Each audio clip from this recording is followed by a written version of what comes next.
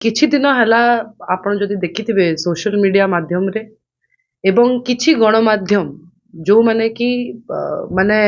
ଏକତରଫା ନ୍ୟୁଜ ଛାଡୁଛନ୍ତି ସେମାନେ ମୋ ଉପରେ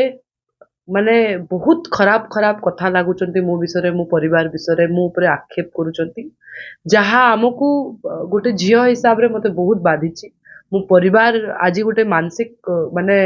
ମେଣ୍ଟାଲ ଟର୍ଚର ରୁ ଗୋଟେ ବାହାରୁଛି କାରଣ ଯେତେବେଳେ ବି ଆମେ ନ୍ୟୁଜ ଦେଖୁଛୁ ଆମେ ଲୋକଙ୍କର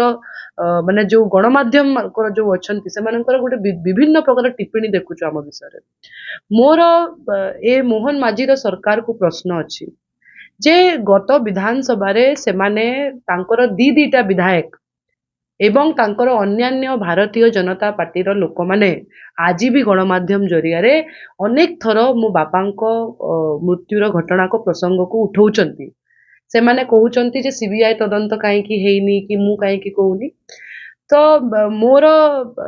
ଏବଂ ମୋ ପରିବାର ତରଫରୁ ଏହା ହିଁ ପ୍ରଶ୍ନ ଅଛି ଏ ସରକାରକୁ ଏବଂ ସେହି ପ୍ରତ୍ୟେକ ବିଧାୟକକୁ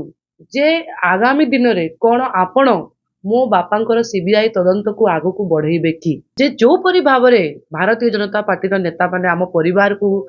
ଏତେ ଆକ୍ଷେପ କରୁଛନ୍ତି ଏତେ କଥା ଶୁଣଉଛନ୍ତି ତ ଆଜି ଆମେ ଦାବି କରୁଛୁ କଣ ଆଜି ସେମାନେ ଆମ ସହିତ ଠିଆ ହେଇକି ଆମ ମାନେ ତଦନ୍ତକୁ ଆଗକୁ ନେବେ କି ମୋର ଆଜି ଗଣମାଧ୍ୟମ ଜରିଆରେ ପ୍ରଶ୍ନ ଅଛି ମୋ ଭାଇକୁ ଯେତେବେଳେ ଛତିଶଗଡ଼ରେ ଡିଟେନ କରାଯାଇଥିଲା ବିନା କୌଣସି ଜୁରିଡିକ୍ସନ ବିନା କୌଣସି କାଗଜ ବିନା କୌଣସି ୱାରେଣ୍ଟରେ ମୋ ଭାଇକୁ ସେମାନେ ରଖିଥିଲେ ଆଜି ମୋ ବାପାଙ୍କ ହତ୍ୟାକାଣ୍ଡର ତଦନ୍ତ ପାଇଁ ସେମାନେ ମୋ ଠାରୁ ଲେଖା ମାଗୁଛନ୍ତି ମୁଁ ଓଡ଼ିଶାର ଯୋଉ ଚିଫ ମିନିଷ୍ଟର ଅଛନ୍ତି ତାଙ୍କୁ ନିବେଦନ କରିବି ଆମ ପରିବାରକୁ ଡକାଯାଉ ଏବଂ ଏହା ବିଷୟରେ ନିଶ୍ଚିତ ଭାବରେ ଆଗକୁ ସେମାନେ ବଢିବା କଥା କହିବେ